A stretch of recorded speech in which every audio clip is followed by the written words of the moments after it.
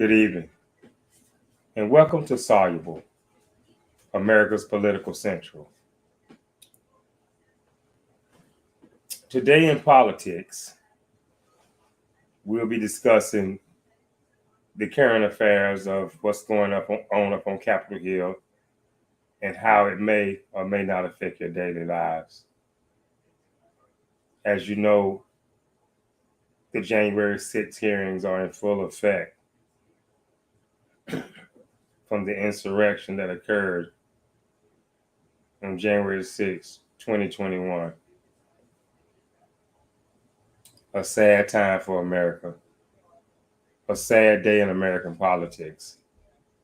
For the first time in the history of this republic, there wasn't a peaceful transfer of power. There was conflict by something that's been come to be known as the big lie.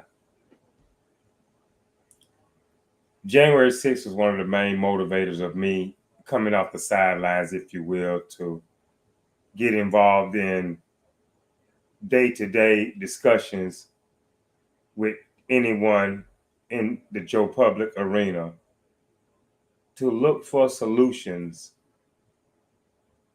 inside the democracy where we can work together to solve things without it coming to the nature of being what it came to on January 6, 2021.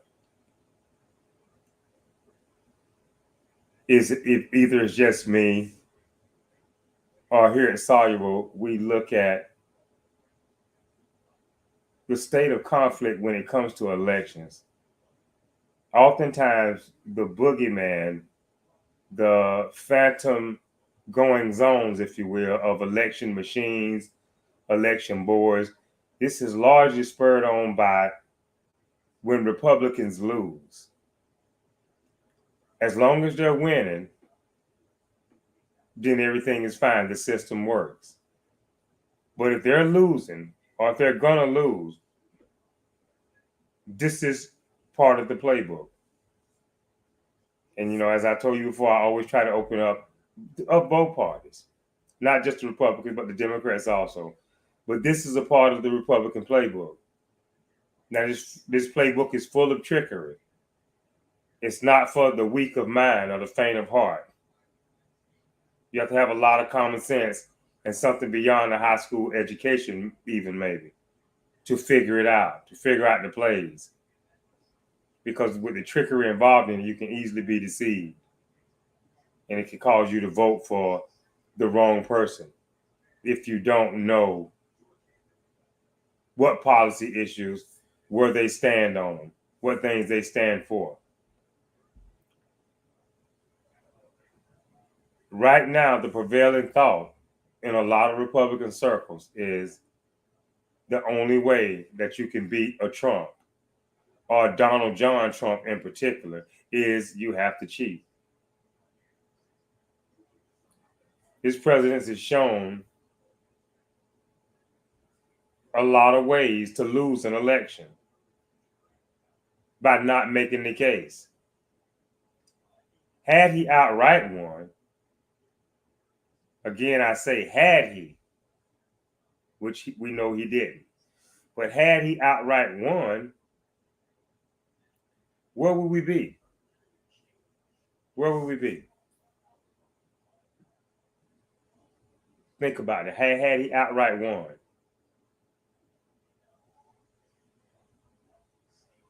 But he couldn't make the case. And that's the bottom line. To make the case to his MAGA supporters of making America great again, the tax break that he came out with, his first signature legislation, added to the deficit. It added to the deficit. So that's one way where he tried to make the case to the American people. And for the rich and for the wealthy, it was great. For the base of the party, it was great. But that was just one piece of legislation that won over half of America, left a sour taste in the mouths of another half of America, and he still had a long term to go. So the president never could understand that of the 4 years it took for him to make the case, he couldn't just do it with a bunch of talk with no action. And then once he realized, after the pandemic struck in 2020, he started to see the handwriting on the wall. Along with the summer of 2020, when race relations due to police brutality exploded all across America. You kind of start to see the handwriting on the wall then, as you begin to look at all the books that are coming out from people who was pulling strings behind the scenes, if you will, who are writing books now. You will see that, and of course the president's supposed to put on a good face, regardless of what's going on in America. He's the leader of the free world. So he's supposed to put on a good face.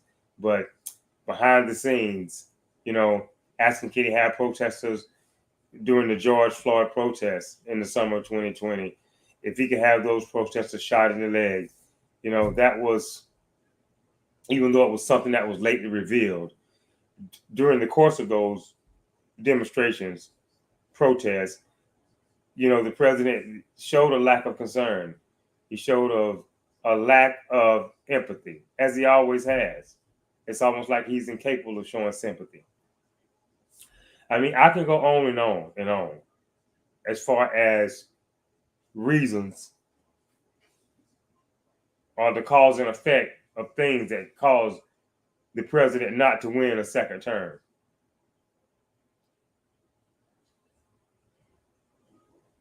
But the big lie is prevailing in a lot of Republican circles. Somehow, there are enough supporters behind the president, the former president, who are still in power today, that are echoing the big lie. That it's hard for them to say that Joe Biden won the election outright, fair and square.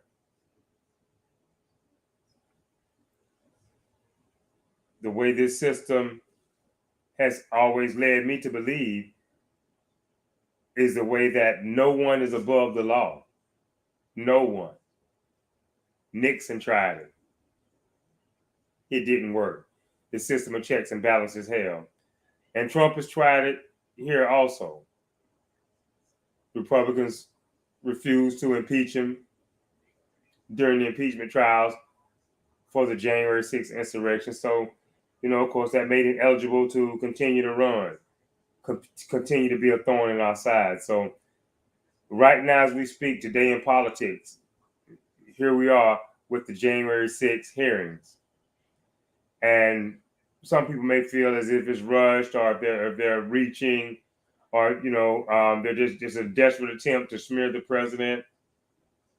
Of course, this committee doesn't know which way the elections are going to go in the fall of this year.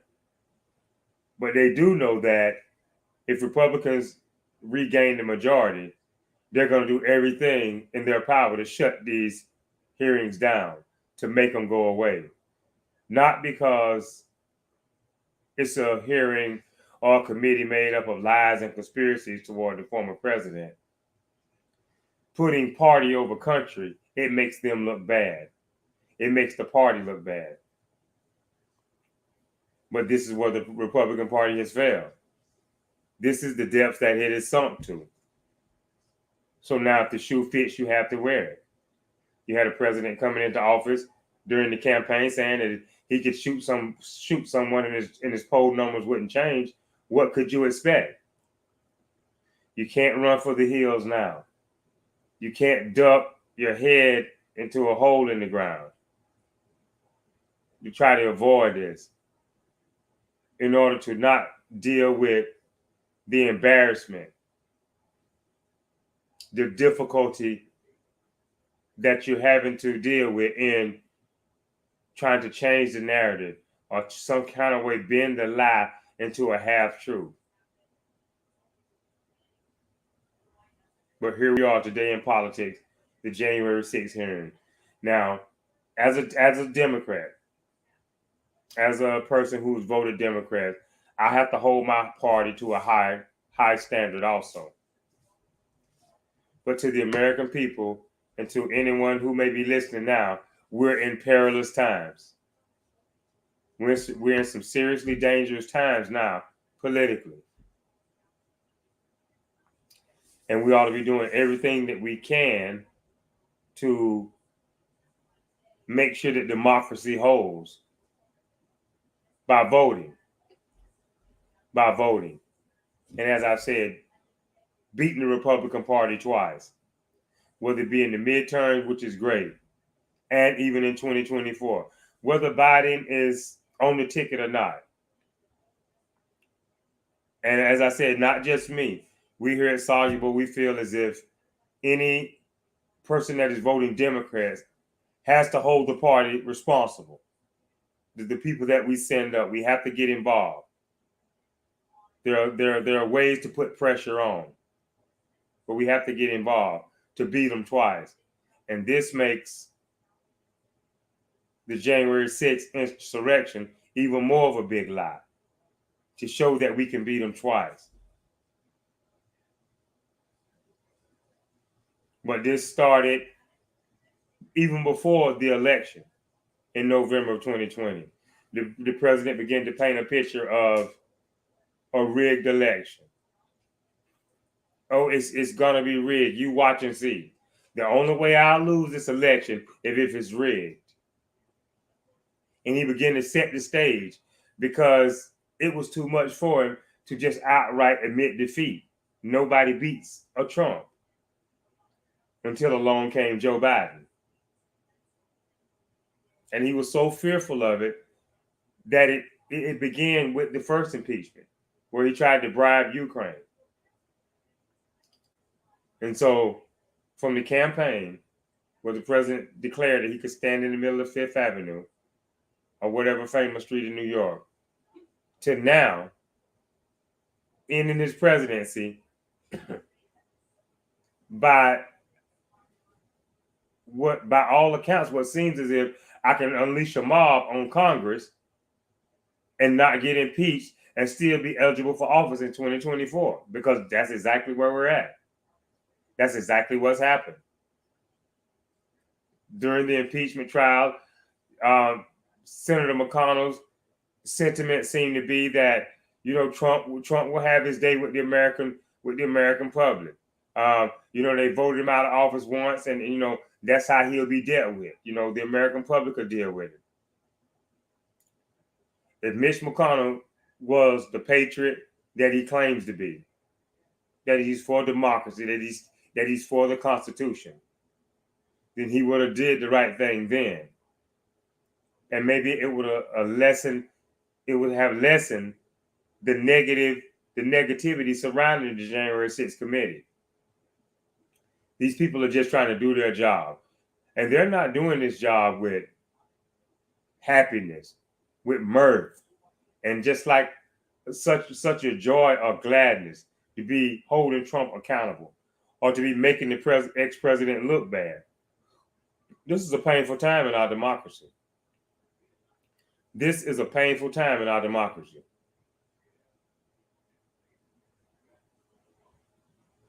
One of the ways that's going to be involving less bloodshed and less of a threat to the democracy is we have to go out and vote in the midterms. A lot of the president's puppet candidates, they're going to be running in the fall. They're going to be squared off with their Democratic opponents. And one thing they have in common is that they're all election deniers. Dr. Oz, Herschel Walker, Mastriano. I'm not sure about his first name, but he's out of Pennsylvania.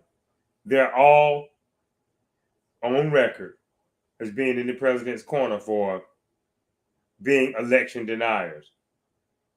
They can't come out and state the truth. This is appalling. This is shocking that we will wind up. Well, I take that back. This is not totally shocking that we will wind up here with the president, as I said, having a big head during the campaign trail and starting to see what he could get away with and what he can get away with, and how we ended up with an insurrection on January the 6th of 2021. What's shocking is that Republicans in Congress and in the Senate are circling the wagons around this president to defend the big lie. That's what is one of the most shocking things of all. The honorable thing for him to do is to retire, refuse to run again, like Senator Flake or the congressman, distinguished congressman from Tennessee, Bob Corker. Take the examples of these men and just fade away. But no, they've circled the wagons around the president. Look the other way. They can't go on the record, or they refuse to go on the record through either fear or by whatever means that the president has exerted influence over them. They refuse to go on the record to say that Joe Biden is the president of the United States of America through a legitimate election. Why? Why is it so hard? For democracy's sake. While we have other serious things going on in the republic with our democracy. You know, they're trying to stem the tide of mass shootings. The economy is somewhat in tatters now. Everything is going up. The supply and demand is still out of balance. And as I said, with the Democrats in power, we're not going to make no excuses. We're going to encourage the president. We're going to pretty much demand that what we voted for, we want it enacted. We want you to try to do everything you can to make it law. Do your job. So by no means will the Democrats get a break. Anything that we see, you know, we're going to call it like we see it. It's possible that the American Rescue Plan pushed too much money into the economy and heated up spending when the supply wasn't there. So it's possible that could be a contributing factor to why the inflation is what it is today, with the looming threat of a recession on the horizon. Again, a looming threat. It's not here. It's not been certified yet, but a looming threat. If the American Rescue Plan did that, you know, we're going to call on our Democratic representatives to admit it, own it, and fix the problem as fast as you can. We're gonna demand that you fix the problem. Do everything in your power. I think I read an article the other day where the president hauled the vast majority of his staff into his office to find out what was going on with prices and why things were happening like they were happening. The baby formula shortage. It's unacceptable. It's unacceptable. So, as a Democratic voter, you know, we're going to practice what we preach. We're going to sweep around our own door first. But what we're not going to do is let the Republicans come in and open up their playbook and paint our Democratic elected officials as bad, unworthy, untrustworthy, create these so-called boogeymen. As I said, now Hunter Biden is a looming threat to national security. This is bogus. This is totally bogus. But what is not bogus is what the judge, a well-renowned judge, said today. That the president, that the former president and his cronies, his allies, are a clear and present danger to American democracy. That's fact. It's a fact that he said it, and it's a fact that it's the truth. It's the truth. And the Republicans that have circled the wagons around this big lie, being election deniers, and have us here because there's so many more important things that we need to be focused on. So, as I said, do not be fooled. Do not be swayed. democracy is hanging in the balance.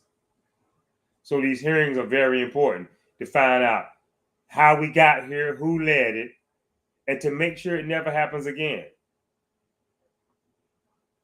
But here we are today in politics, with the January 6th hearings.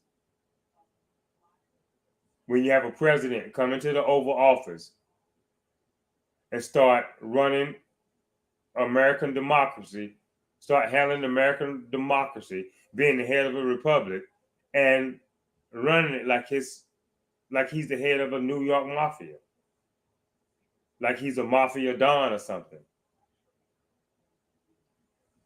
And that's pretty much the reason why we're here where we're at now. Because the president is hard pressed to do the ethical thing. This former president didn't care about ethics and honesty and integrity. It's just what he can get away with and how. If it was making him look bad, he wanted it to go away. He wanted to make it turn. He wanted it turned around in order to make him look good. Sowing seeds of discord because he couldn't take the loss. He couldn't take the loss. COVID came along and it was fake. COVID was like karma. Even though a lot of people perished, a lot of people died. And our heart goes out to those families. But it was something that the former president couldn't get his hands around, couldn't get his head around. He couldn't tweet it away. Had he been able to do so, he would have loved to have tweeted it away, tweeted it into intimidation and silence, like he did so many other people who stood up to him or spoke out on his lies with the truth. But he couldn't. Even though he couldn't control it, he didn't create it or invent it, he could have been more honest with the American people. Downplaying it in public while behind closed doors talking about the seriousness of it. It did nothing to help Americans get prepared, to put Americans on notice, to get ready. Because the president has the loudest bullhorn in the American public. And when he talks, people listen. But he downplayed it in public, and he talked about the seriousness and deadliness of it behind closed doors. And so, being that he did it like that, it caused people not to take it as serious. And being that this president was always talking about something was a hoax or a witch hunt, it began to create doubt. He's very good at sowing seeds of discord, to the point where people didn't want to listen to Dr. Fauci. They didn't want to wear a mask. And then some of these people later on their deathbed, they wish that they had followed advice. They wish that they had, worn a mask or did all the preventive measures as far as social distancing, hand washing, and things of that nature, even if you wasn't for the vaccine, to try to do all the other preventative measures that would keep you from getting COVID. But they begin to regret it on their deathbed, and it was too late. And all this was because of the vast majority of it was because the president was sowing seeds of discord, even on a deadly pandemic. So here we are, from the beginning to the end, with what he could do, and his numbers wouldn't change, to what he actually did. Now, there are people who voted for him, and then they had a lot of regret. They had a lot of regret after the fact, because the president couldn't convert to presidential form. He even mocked it at one point in time, how he doesn't sit up straight or how he doesn't talk like this or that. He even mocked it. The norms of presidential decorum, speech, statesmanship. He mocked it. He scorned it. So it's no surprise that we're here today, trying to get to the bottom of an insurrection, a coup, an attempted coup on a free and fair election. Make no mistake about it. This is why we're here. because the president couldn't take losing. He's a sore loser, a very sore loser. But as I said, you had a judge today, and you will hear others begin to come out and speak. The president and his allies, Giuliani, Mike Lindell, the My Pillow guy, all encouraging the president to keep up the bad fight, to create doubt, to continue to sow seeds of discord.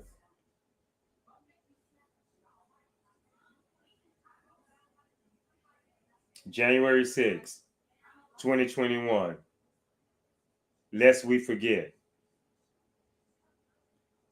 Then it could very well happen again. If you have a love for the freedoms that this country offers, democracy, free and fair elections, peaceful transfers of power, you need to be paying attention. And your vote is going to be very important. I mean, some may say I'm a little biased because I'm Democrat, but I have an open mind. You know, I think I could safely speak for most Negroes in America. When it comes to the Democratic Party, we're going to shun and disapprove of abortion. We're going to shun and disapprove of gay marriage or anything having to do with homosexuality in the mainstream of American family life. We're going to shun that. I mean, we're people of God. Our religious faith tells us that that's not right. But it is what it is. This is a Democratic platform. The Democrats give the support. And as a Democratic voter, I'm ready to work across the aisle with my colleagues. I'm ready to have a lively debate when it comes to those issues. I can't break or bend in my stance there, but they're still beating the Republican Party out because it's a states' rights party. And, you know, most Negroes who are in the know, know what that harkens back to, as I said. So it's a deal breaker there. So at the lesser of two evils, we're with the Democratic Party, keeping an independent mind state at the same time. If there's an independent candidate that could bring forth a great vision for America, then, there may be a shift there. There may be a change. But right now, that's the state of play. Those are the things that, as I said, most Negroes would disagree with, although we vote Democrat. We don't want entitlements. We don't want to have a Democratic Party that's a party of welfare. But we want jobs that are up to the same measurement with our level of expertise, our level of skill. We don't want, demeaning jobs or low-income jobs to be the only thing that's offered to us when we're college educated, when we have the correct training, when we have the years of experience that it takes. And we want, well-paying, meaningful jobs. We don't want to vote for a party of entitlement, as I said. So to the Democrats out there who may or may not be listening, to be a party of welfare is definitely a non-starter. And Negroes in America, we're going to have to check that. And we have to take a long look at this. One of the main things that's going on today in politics, which is the January 6th insurrection. I mean, because, taking a realistic view of things, this is our vote that's being attacked. And I say our, even though I know that there are other racial groups in America that also voted for Joe Biden. As I've said before, when we vote in large numbers, when we really come out to the polls, along with our other fellow Democrats of other races, we really are a factor that can move the needle towards victory Whereas if we don't come out, the needle pushes more towards defeat. And that's why I've said before, a no vote is a vote for the Republican Party. So we need to try to rock the vote. We will get into that more in detail as the midterms come closer and closer to where it's time to vote. Then we will get more and more serious and begin to talk about what's at stake more and more. But until then, we can't be nonchalant. We can't be idle. We can't not be looking into the facts of the matters of what's at stake if we don't vote. Because if we do, then we'll be pushing this fight, this struggle, if you will, off on our children and our grandchildren. And it needs to come a time now, especially in the light of January the 6th, where we say, it has to end here. It's the ballot box or die. It's going out to vote in large numbers or die. If Georgia want to have rules where, you can't give out refreshments, you can't give out beverages and all, let them do whatever they think that they can to change the course of what's to come. But we know that no weapon formed shall prosper. Nothing can hold us back. But we're at a dangerous time. We're at a dangerous time. And January 6th tells us just that. You have a president who indirectly or in a suggestive way thinks that his vice president, if you will, his vice president should be harmed or should be put in harm's way because he won't break the law for him. Imagine that. Imagine that. A president who is being suggested that his vice president be put in harm's way because he won't break the law for him. And that's 45's idea of democracy. That's 45's idea of democracy. This should begin to show you why he was so much against Antifa. This should show you. Because he wants lies to prevail. He wants the truth to be buried alive. Screaming while being covered up in dirt. And wants the lie to prevail.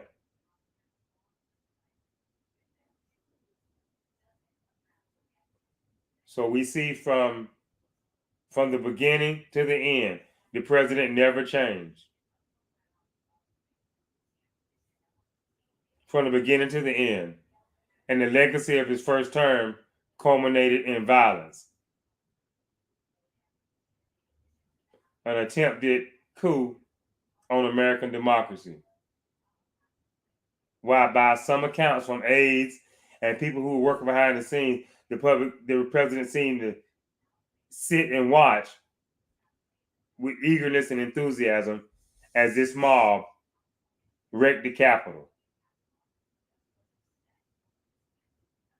Huge dollars amounts in damage to the people's house.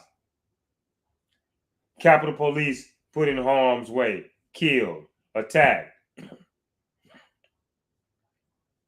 And this, and this all by a party that says back the blue. What hypocrisy. What hypocrisy. What hypocrisy. So take a long look at this. This is on the American voter now. It's in your hands. We can't turn the hands of time back. We can't go back in time. January 6th has happened.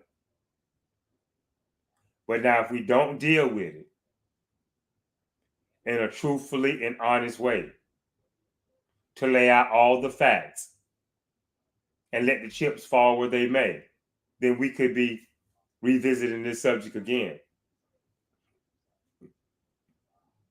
Or we could turn into opposing sides behind the barrel of a gun. So before that happens, as I said, we have to go to the ballot box. It's the ballot box or die. It's the ballot box or bust.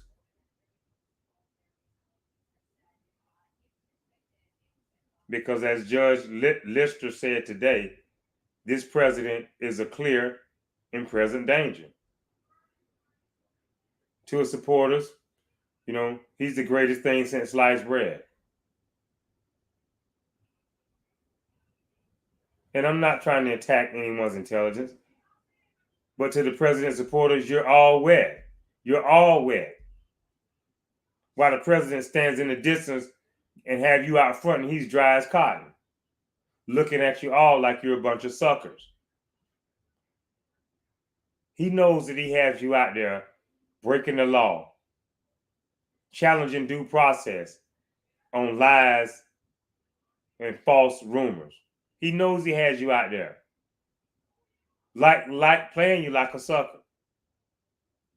But he don't care if really someone like, may she rest in peace, Ashley Babbitt. He doesn't really have a heart for that. The only thing he cares about is how he looks in the end. That's the only thing he cares about. So he has you out there, as I said, breaking the law. Now, during the campaign, he let his supporters know, I'll get your legal help. I'll get my lawyers on the case. Go ahead and do it. Beat the crap out of him. To quote one of the most outrageous things he said during the campaign. Beat the crap out of him. I'll bring my lawyers out.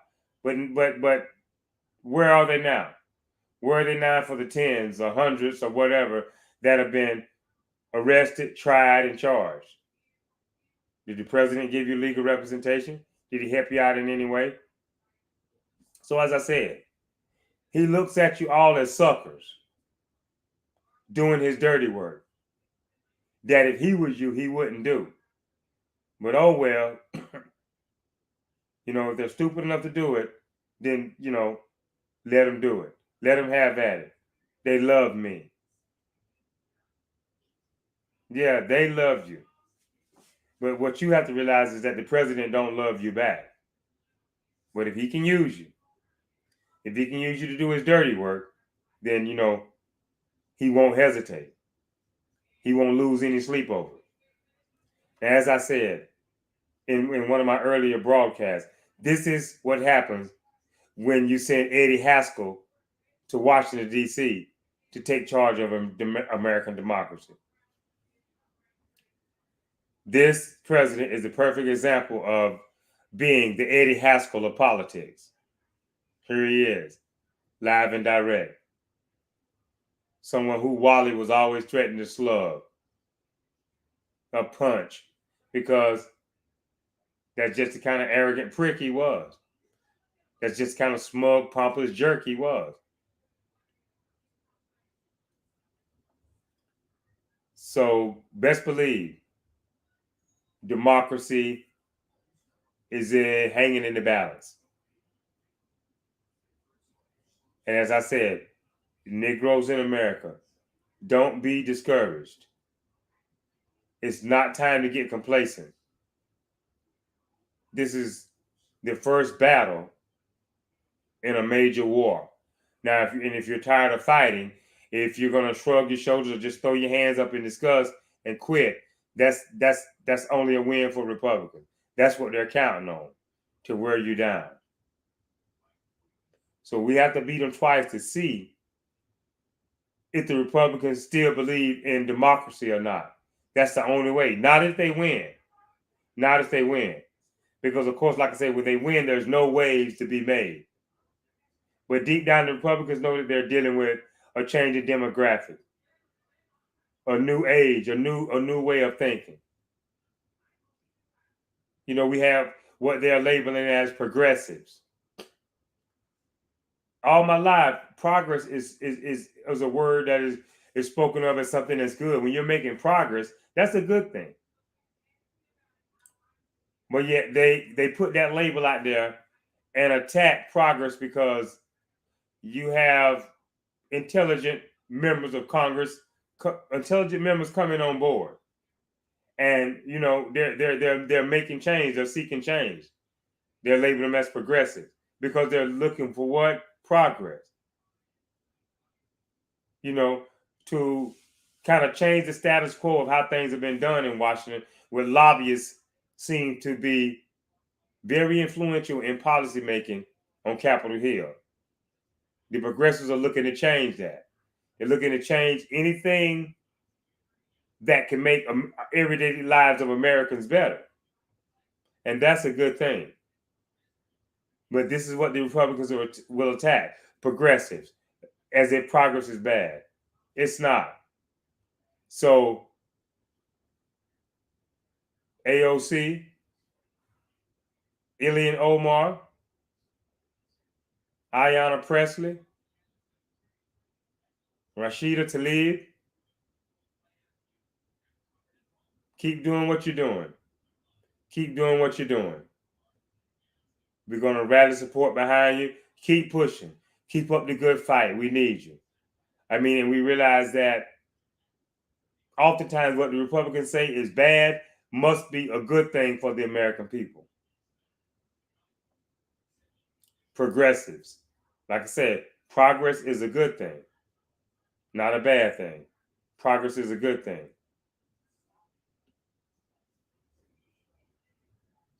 Some Republicans, a large number of Republicans in Republican circles, are wanting to equate what they call the riots and the burning down and looting of cities in the summer of 2020 during the George Floyd protests.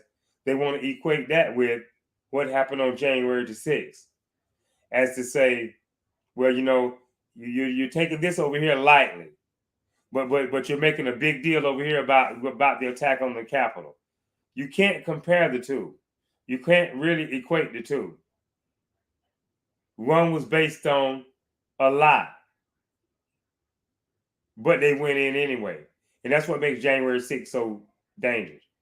It was a lie spun out of control.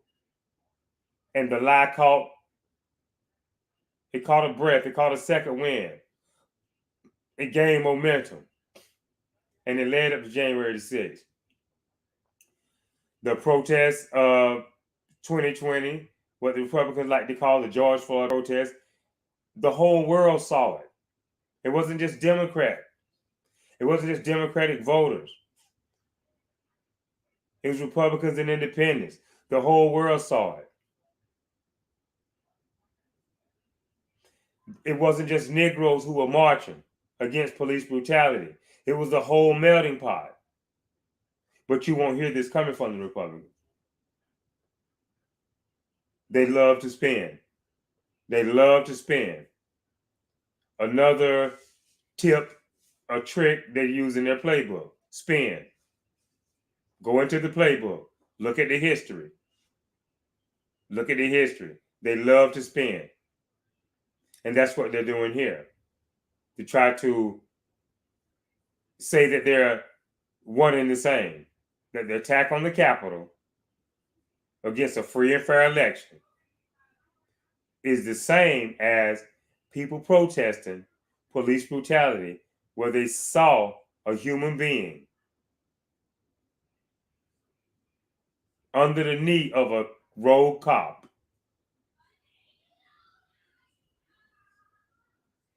A human being under the knee of a rogue cop for 9+ minutes until he could no longer breathe, handcuffed, bound. And it enraged the masses. Rightfully so. It enraged the masses.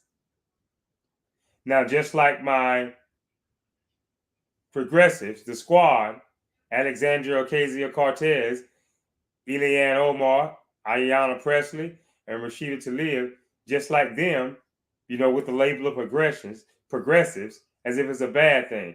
Now, the best way they could spin this, when they saw it with their own eyes also. They saw a man murdered by a cop who was sworn to serve and protect. Murdered with cuffs on. The best that they can get out of this is a woke mob.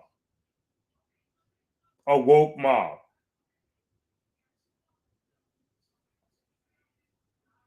And I have to agree that it was a woke mob. But it was a woke mob that was created by a Make America Great Again mentality that the president had distributed into the minds of countless American citizens. The woke mob.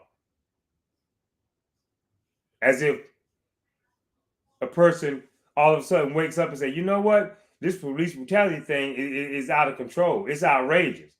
You know, these people are sworn to serve and protect, and they're out here murdering. So of course one would wake up. One would expect the masses to wake up and say no. Because as I said, you don't treat a human being in this way. But this is the best that Republicans can do. Is spin it into a woke mob. The George Floyd Justice and Policing Act, nowhere to be found, nowhere on the books. At no time brought to the floor for a vote. That's what you get, a woke mob. You never had people having the cops called on them in such outrageous ways until after the president came along with the Make America Great Again slogan that he used to get into the Oval Office. So how do I make America great again? If you're barbecuing legally, if you're barbecuing legally in a park, I'm going to call the police on you. And I'm going to make America great again by getting you in legal trouble, having you thrown in jail, whipped, or whatever. Boy, this is really going back. This is really going back. So there's so much to unpack here that we here at Soluble can show, for every one reason or every one way the president could say that he won, we can show you two reasons or two ways that he lost. For every one we can show here at Soluble, we can show you two. If the ex-president wants to come on, if 45 wants to come on, we welcome to have him as a guest. We would love to have him as a guest. This stolen election is a figment of his imagination. And as I said, he began to sow these seeds of discord before the election of November 2020 even happened. He was shaking his boots to face Joe Biden, so much so that he put his presidency on the line was trying to bribe the Ukrainian president, Zelensky. And when none of that worked, when all of that failed to deliver him a victory, then the best thing he could do was lie and stir up his supporters like he knew they were suckers enough to go for it. So he stirred them up to try to hold on to power. Subvert the will of the people. To go against that and stay in power. To be president of the minority while the majority fumed in anger. And that the president thought would be good for a functioning democracy. It would be good for our republic, for him to be president of the minority, having stole the election from the majority.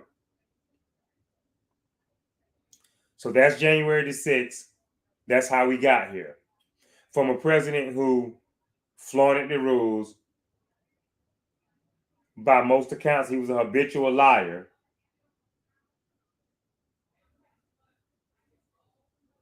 Who only did the majority of his appearances in the American public was at his rallies. Those were the majority of his appearances. I'm not saying he didn't go other places, to make an appearance to tout jobs or, a cleaner environment, clean water. There's probably a sprinkling of those things that he did. But the vast majority of the president's energy and time was at rallies. And those rallies over those 4 years helped him to generate enough support, enough negative support to be willing to do anything that he said at the end of his term if he lost, to follow any instructions that he echoed out, any order that he gave, however high subtle, however high covert, any order that he gave, that they would be willing to carry it out. And that's what they did. These 4 years of rally going paid off well for the president. And so he was able to, exploit his followers and sick them on a governing body who were just going about their everyday lives and doing their business of certifying an election and getting ready to swear in a new leadership in Washington. So make no mistake about it. We're in the midst of the hearings, and that's what's going on mainly today in politics. Of course, it's going to be downplayed by the right. The party of no. Of course, it's no big deal to them because they put party over country. They put party over country. And since they are shaking in their boots, or they're losing sleep over the fact that they may not be able to make the case to a change in electorate, we have to be prepared. And as I said, now more than ever, go out and vote. Get registered, get ready. Because we have to beat them twice. That's going to be the first step in bringing sense, common sense, decency, fairness, honesty back into American democracy. If we fail to go out and vote and make the case twice and beat them twice, then it's going to be hard to change it.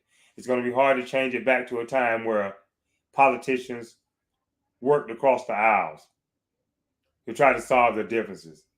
If we don't beat them twice, this is going to be a long hill to climb. So we want it to flow smoothly downhill. Either flow smoothly with an even keel or to flow slightly downhill. So it's less strenuous and less strained. And that's going to be good for the American public, for the psyche of the American public.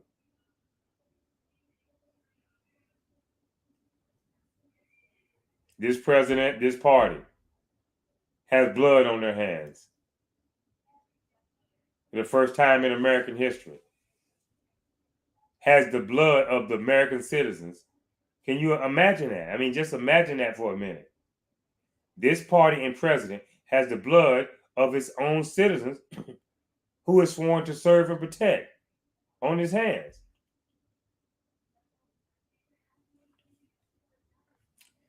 And it's a sad time because, 45, we haven't been fooled or, this big lie hasn't been fed by an intellectual president or a president with great statesmanship. This big lie that fueled an insurrection was led and fed by a president who come from a world of reality TV. Like I said, no statesmanship there. Knowing how to exploit the tax laws, the bankruptcy laws of this country. Always seeming to get away with it. So he began to come to feel as if he could get away with anything once the campaign started.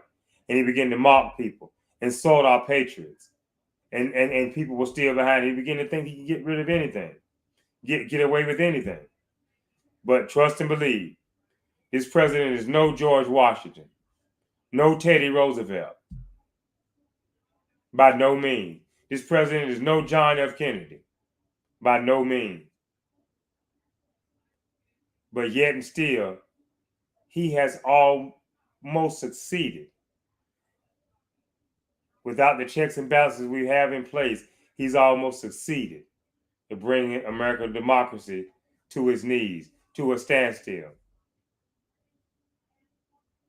And it's quite possible that if he runs again and he gets elected, he will almost certainly make American democracy a thing of the past. And it's just You know, it's just so astoundingly confusing that people will support this. Something that is definitely no good for American democracy. No good.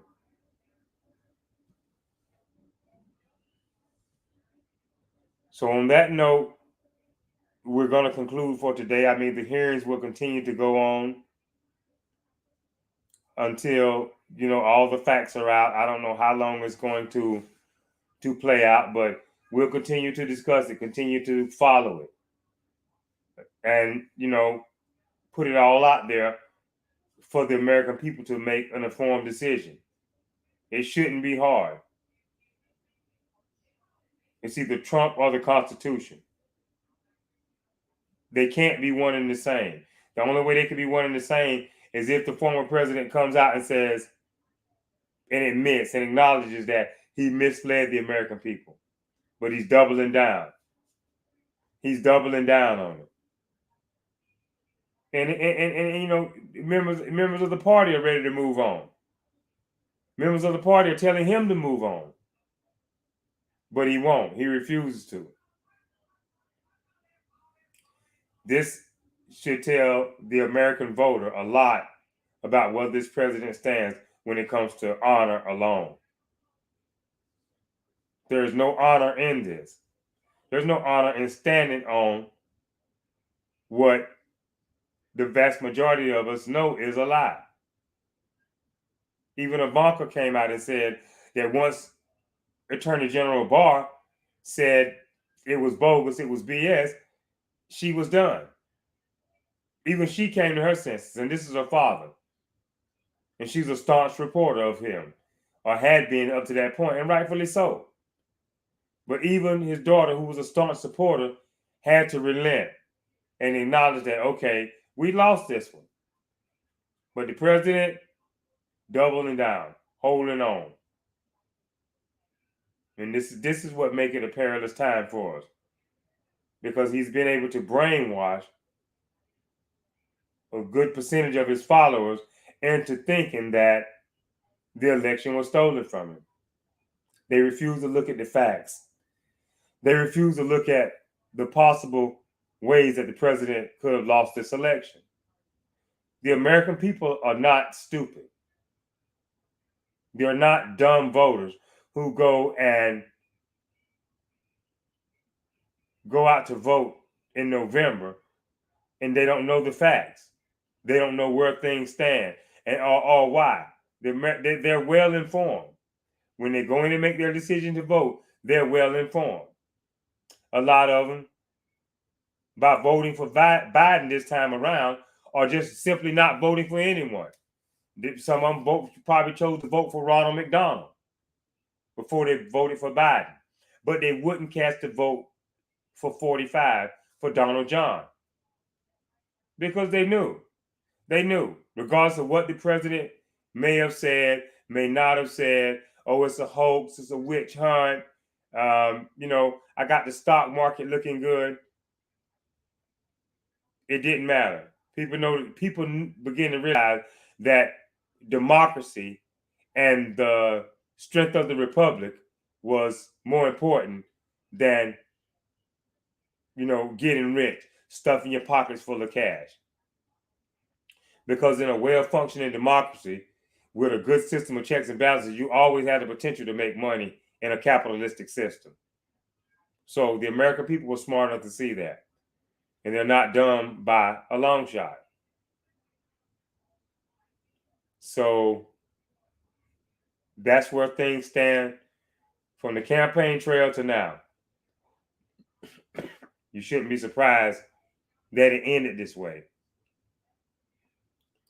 I mean, I'm pretty sure you have some people in today's circle that were more directly involved, that had even a more inside seat than we here at Soluble had, was thinking, you know, I told you so. I saw it coming. But in 4 years, here's where we are. A president who came into office full of himself, not really caring about the truth, not really caring about being a president for all of America. And at the end of 4 years, America sent a message that the president couldn't handle. So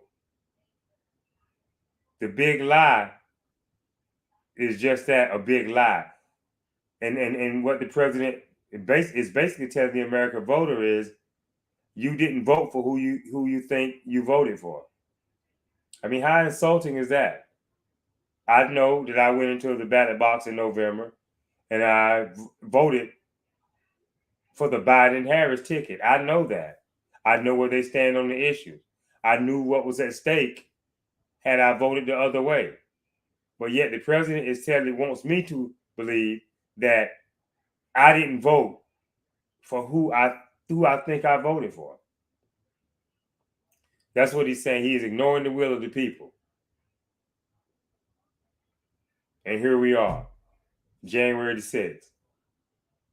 As I said, major monetary damage done to the Capitol building. Lives lost. A stain on American democracy by having autocrats around the world, communist countries around the world, enjoying every moment of watching American democracy hang in the balance.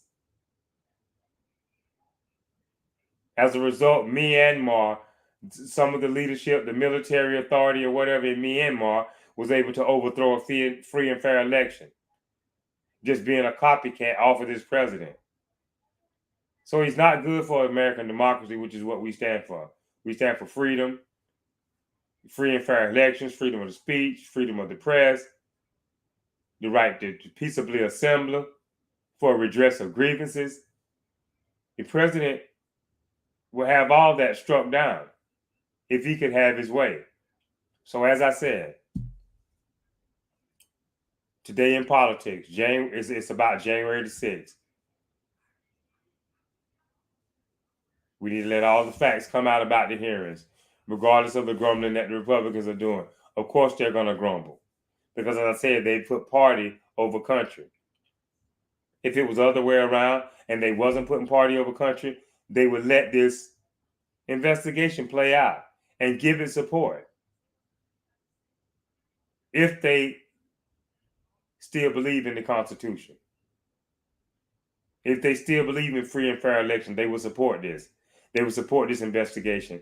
They wouldn't try to talk down or talk bad about the Republican members of this committee, who are simply just trying to get to the bottom of this and do what's best to actually strengthen the Republic, not make it weaker. But this investigation will actually strengthen the Republic. But at the same time, we need to get away from investigations. There are too many other things that are going on. We need our politicians making laws to make us a better country, make us a safer country. We don't need to have to investigate things like attempted coups that are based on lies and propaganda. That's what we need. So let's hope that things will wrap up as fast as possible. You know, I'm pretty sure there are things coming out. There are things being added. You know, they're getting new bits of information as time goes on, and more people, you know, spill little bits here and there. They begin to tap into text messages more. You know, any social media posts and what have you. Looking back on old film, and also, you know, it's gonna be what it's gonna be. But as long as they're searching for something that's relevant, they're investigating something that's relevant to bring truth to bear, to put all the facts out there, then we have to be patient with this committee and let the committee do its job. So that's a conclusion for today in politics. There's much work to be done in the economy. We hope the president, along with Republican support and Republican help, can find ways to strengthen the economy, to make this inflation go away. And as I said, as a Democrat, and to all my fellow Democrats out there, now that we are the party in power, we have the responsibility to make sure that our leaders know what we want and to make this Democratic administration and Democratic Senate and House do the will of the American people to really, make America a better place, to make it safer, to make it better, to make it more of a country that works together. Because after all, we are a melting pot. And no one group of people, no one race of people should be above another. It should be equal treatment and, law and order, justice for any racial group and or individual who has had injustice committed upon them. That's what we want to get back to. Common sense governing, freedom and fairness for all, with nobody above the law. And that's what's at stake here now with 45. Because oftentimes he gives the impression that that's where he's at, above the law. And it doesn't apply to him, but it applies to everybody else. So let's stay vigilant. Keep watch. Know what's going on. Be aware. Because I said these are perilous times in politics today. And we have to beat them at the ballot box. If we beat them at the ballot box, then we take the high ground for any future battles that don't have anything to do with voting one way or another. We beat them at the ballot box. We beat them two election cycles in a row. And we take the high ground from then on out. Because I said, the Republicans got a playbook that's full of tricks. It's full of spin. They're trick masters. So you can keep the playbook closed, or you can make it harder for them to open it up. Or when they do open it up, you already know how to attack before you can be attacked with what they have in the playbook to attack the American people, to trick them, to lie to them in order to gain power. So in closing, indeed it is, it's a sad time in America when we have to be investigating something like this. Because as I said, it's never happened before where there's been an interruption with the peaceful transfer of power in American politics. But nevertheless, here we are 4 years later after the train wreck that was President Trump. So let's get to the bottom of it. And the sooner we get to the bottom of it, the sooner we'll move on.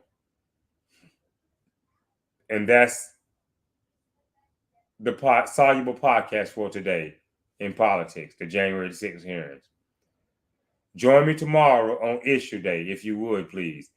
We'll try to discuss and bring to light why we seem to be in a state of decay, the possible reasons behind it, and what we may or may not be able to do to find a solution to the problem with the state of decay in American society today.